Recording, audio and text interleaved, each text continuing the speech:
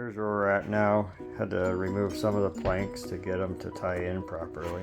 Here's how it's going so far. They're laying down pretty good. Did have to pull back 3 of these.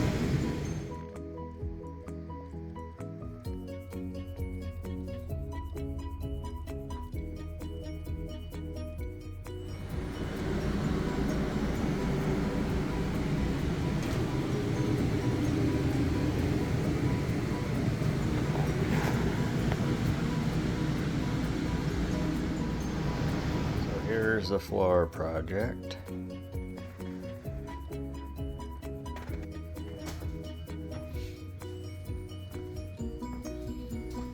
it this way.